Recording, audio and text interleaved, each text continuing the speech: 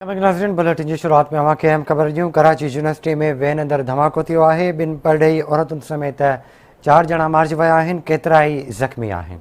Breaking news आहे। Karachi university में वेन अंदर धमाको, 2 परॾेही औरतुनि समेत 4 ॼणा मारिजी विया आहिनि, केतिरा ई धमाके में ज़ख़्मी बि थिया आहिनि। धमाको कराची यूनिवर्सिटी में कन्फ्यूशियस इंस्टीट्यूट वेझो वेन में थियो आहे। धमाके खां पोइ वेन में बाहि लॻी वई। बम डिस्पोज़ल अमले खे बि तलब कयो वियो आहे, जॾहिं त धमाके में 4 ॼणा मारिजी विया आहिनि। कुझु माण्हू ज़ख़्मी थिया आहिनि। 3 ज़ख़्मियुनि जी हालत नाज़ुक ॿुधाई पई वञे। धमाको शुरुआती तौर ते गैस सिलेंडर जो ॿुधायो वियो, जॾहिं त वेन में बारूदी मवाद नस्ब कयो वियो हो। सिक्योरिटी ज़रियनि जो इहो चवणु आहे। अव्हांखे आगाह कयूं पिया, कराची यूनिवर्सिटी में वेन अंदरि धमाको थियो आहे। तफ़सील मालूम कंदासीं। कराची मां आवाज़ न्यूज़ रिपोर्टर नजीब नाइच असां सां लाइन ते मौजूदु आहे। नजीब, ॿुधाइजो हिन धमाके जे हवाले सां त पुलिस जो छा चवणु आहे, केतिरी जांच कई आहे पुलिस, ऐं पुलिस जो छा चवणु आहे त कहिड़ी नौइयत जो धमाको हुयो, वेन में गैर मुल्की उस्ताद बि सवार हुआ? जी बिल्कुल, कराची यूनिवर्सिटी वेझो ही जेको आहे हाईएस्ट में जो ब्लास्ट जो आहे ऐं ब्लास्ट में जेको आहे 4 माण्हू हींअर ताईं फौत थी विया आहिनि।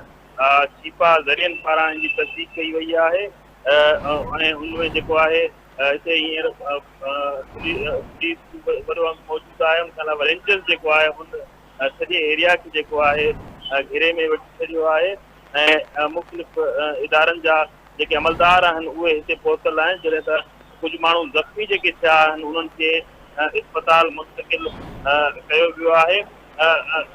वटां इहो ॼाण ॾिनी वई आहे त हींअर ताईं जेको ब्लास्ट आहे उनजी तस्दीक न थी सघी आहे त उहो कहिड़े मवाद सबबु जेको आहे कहिड़ो मवाद हुयो या सिलेंडर जो ब्लास्ट हो। इन हवाले सां तहक़ीक़ात जारी आहे। वॾे वज़ीर जेको आहे ब्लास्ट जे हवाले सां नोटिस वरितो आहे ऐं SSP ईस्ट जेको आहे उहो हींअर हिते पहुतो आहे ऐं हिन समूरे एरिया खे जेको आहे कराची यूनिवर्सिटी समेत जेको हिन सां गॾु एरिया आहे जिते ब्लास्ट थियो आहे उन एरिया खे जेको आहे बंदि कयो वियो आहे ऐं हींअर पुलिस जा अमलदार हिते मौजूदु आहिनि जेके हिन समूरे मामले जा जेकी शाहिदियूं आहिनि उहे यादि करे रहिया आहिनि। जी ठीकु आहे नजीब, वॾी महिरबानी अव्हांजी तफ़सील खां आगाह करण लाइ। अव्हांखे ॿुधायूं पिया कराची यूनिवर्सिटी में वेन अंदरि धमाको थियो आहे। 2 परॾेही औरतुनि समेत 4 ॼणा मारिजी विया आहिनि, केतिरा ई ज़ख़्मी आहिनि। तव्हांखे ॿुधाईंदा हलूं, धमाको कराची यूनिवर्सिटी में कन्फ्यूशियस इंस्टीट्यूट वेझो वैन में थियो आहे। धमाके खां पोइ वैन खे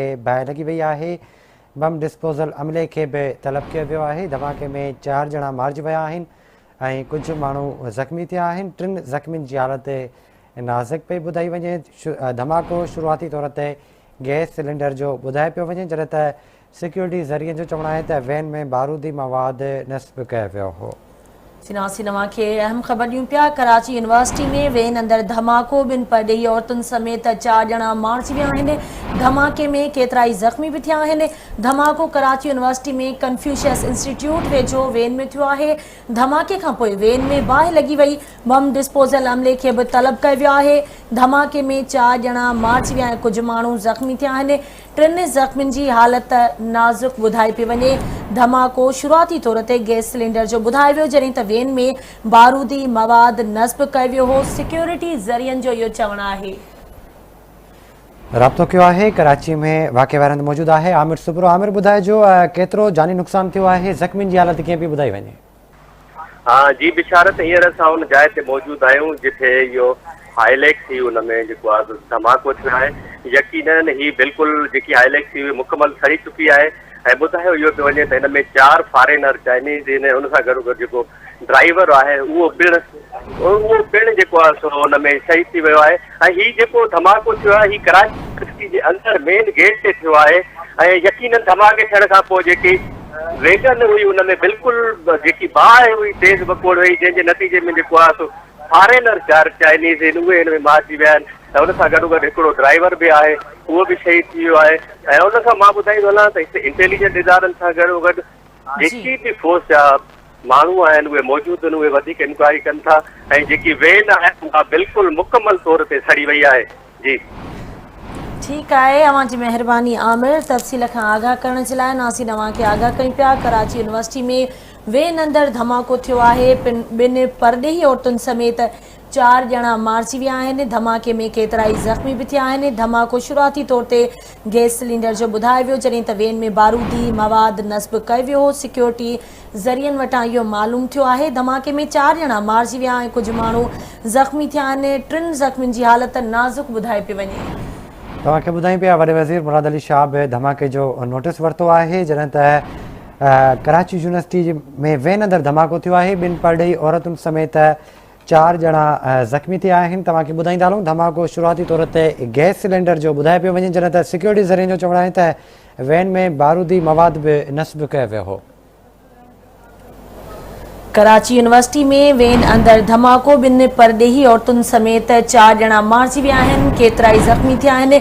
धमाको कराची यूनिवर्सिटी में कन्फ्यूशियस इंस्टीट्यूट वेझो वेन में थियो आहे। धमाके खां पोइ वेन में बाहि लॻी वई। बम डिस्पोज़ल अमले खे बि तलब कयो वियो आहे। अव्हांखे ॿुधायूं त वॾे वज़ीर धमाके जो नोटिस वरितो आहे, जॾहिं कराची पुलिस पारां जेको धमाको आहे उहो आपघाती हुजण जो शक ज़ाहिर कयो वियो आहे। कराची पुलिस चीफ गुलाम नबी मेमण जो चवणु आहे त इम्कान आहे त धमाको आपघाती आहे। बुरको पातल औरत हमलेआवर थी सघे थी, जॾहिं त वॾे वज़ीर मुराद अली शाह धमाके जो नोटिस वरितो आहे। कमिश्नर कराची खां अहिड़ी रिपोर्ट तलब कई वई आहे। ज़ख़्मियुनि खे डाओ अस्पताल मुंतक़िल करण जी हिदायत कई वई आहे। कराची यूनिवर्सिटी में वेन अंदर धमाको, 2 परॾेही औरतुनि समेत 4 ॼणा मारिजी विया आहिनि, केतिराई ज़ख़्मी थिया आहिनि। कराची यूनिवर्सिटी में मस्कन चौरंगी वटि वेन अंदर धमाको थियो आहे। अव्हांखे ॿुधायूं पिया धमाके में 4 ॼणा मारिजी विया आहिनि, 3 ॼणा ज़ख़्मी थिया आहिनि, जॾहिं त वॾे वज़ीर सैयद मुराद अली शाह धमाके जो नोटिस वरितो आहे। कमिश्नर कराची खां रिपोर्ट तलब कई आहे। ज़ख़्मियुनि खे डाओ अस्पताल मुंतक़िल करण जी हिदायत कई वई आहे। कराची पुलिस चीफ गुलाम नबी मेमण चवे थो इम्कान आहे त धमाको आपघाती हुयो ऐं बुरको पातल औरत हमलेआवर थी सघे थी। ब्रेकिंग न्यूज़ आहे। अव्हांखे ॾियूं पिया कराची यूनिवर्सिटी में वेन अंदरि धमाको थियो आहे। 2 परॾेही औरतुनि समेत 4 ॼणा मारिजी विया आहिनि, केतिराई ज़ख़्मी आहिनि। तव्हांखे ॿुधाईंदा हलूं धमाके खां पोइ वेन में बाहि लॻी वई आहे। बम डिस्पोज़ल अमले खे बि तलब कयो वियो आहे, जॾहिं त वॾे वज़ीर सैयद मुराद अली शाह धमाके जो नोटिस वरितो आहे। कमिश्नर कराची खां रिपोर्ट तलब कई वई आहे। ज़ख़्मियुनि खे डाओ अस्पताल मुंतक़िल करण जी हिदायत कई वई आहे। कराची पुलिस चीफ गुलाम नबी मेमण जो चवणु आहे त इम्कान आहे त धमाको आपघाती हो। बुरको पातल औरत हमलेआवर थी सघे थी। कराची यूनिवर्सिटी में मस्कन चौरंगी वटि वेन अंदर धमाको, 4 ॼणा मारिजी विया आहिनि, 3 ॼणा ज़ख़्मी थिया आहिनि। अफ़सोसनाक इहा ख़बर आहे। कराची यूनिवर्सिटी में मस्कन चौरंगी वटि वेन अंदर धमाको थियो आहे। वॾे वज़ीर सैयद मुराद अली शाह धमाके जो नोटिस वरितो आहे। कमिश्नर कराची खां रिपोर्ट तलब कई आहे, जॾहिं त ज़ख़्मियुनि खे डाओ अस्पताल मुंतक़िल करण जी हिदायत कई आहे। अव्हांखे ॿुधायूं त कराची पुलिस चीफ गुलाम नबी मेमण इहो इम्कान ज़ाहिर कयो आहे त धमाको आपघाती हुयो। बुरको पातल औरत हमलेआवर थी सघे थी। तफ़सील मालूम कंदासीं कराची में आवाज़ जी रिपोर्टर गाज़ी जहांगीर खां। गाज़ी, छा सूरतहाल आहे हिन वक़्तु? तव्हां ॿुधाइजो त जेके ज़ख़्मी आहिनि उन्हनि खे अस्पताल मुंतक़िल कयो वियो आहे, ऐं जॾहिं त कराची पुलिस चीफ गुलाम नबी मेमण धमाको आपघाती हुजण जो इम्कान ज़ाहिर कयो आहे, वधीक छा मालूम थी सघियो आहे? जी बिल्कुलु, कानून लागू कंदड़ इदारनि जा सीनियर अमलदार वाक़े वारे हंध ते मौजूदु आहिनि। पहिरें मरहले में जेके ज़ख़्मी हुआ उनखे रेस्क्यू कयो वियो आहे। हींअर इन्वेस्टिगेटर्स जाइ वारदात साबितियूं कठियूं करनि पिया ऐं तजियो करण जी कोशिशि कई वञे पई त हीउ जेको धमाको आहे दहशतगर्दी जो वाक़ियो आहे, आपघाती धमाको आहे, या हीउ बारूद इन हाईएस गाॾी में प्लांट कयल हुयो जेको फाटो आहे। हिन वारे सां बम डिस्पोज़ल स्क्वाड वाक़े वारे हंध ते मौजूदु आहे। पुलिस जा कराची पुलिस जा सीनियर अमलदार ऐं रेंजर्स जा सीनियर ऑफिसर्स पिणु वाक़े वारे हंध ते मौजूदु आहिनि ऐं जाइज़ो वरितो वञे पियो। हींअर DIG ईस्ट मीडिया खे ॿुधायो आहे त धमाके में जेके 4 माण्हू मारिजी विया आहिनि उन मां 3 चाइना सां ताल्लुक़ रखंदड़ शहरी आहिनि, जिन में 2 चाइनीज़ औरतूं ऐं 1 मर्द शामिल आहे। फौतुनि जी सुञाणप जेका हींअर थी आहे उनमें इहा तस्दीक कई आहे DIG ओभर त मारिजी वियल 4 ॼणनि मां 3 ॼणा चाइनीज़ शहरी आहिनि। जॾहिं त हींअर समूरी सूरत हाल जी इब्तिदाई मरहलनि में आहे। एडिशनल IG कराची पुलिस इहो ख़दशो ज़ाहिर कयो आहे इम्कानी तौर ते जंहिं क़िस्म जो हीउ धमाको थियो आहे, जेका शिदत आहे उन मां इहो अंदाज़ो थिए पियो त आपघाती बम धमाको थी सघे पियो। ॿिए पासे जे वॾे वज़ीर से मुराद अली शाह मामले जो फौरन नोटिस वरितो आहे। IG सिंध पुलिस सां राब्तो करे मालूमात वरिती आहे। IG सिंध पुलिस ॿुधायो आहे जो वॾे वज़ीर खे त ही कराची जी। यूनिवर्सिटी जे कॉमर्स डिपार्टमेंट जे भर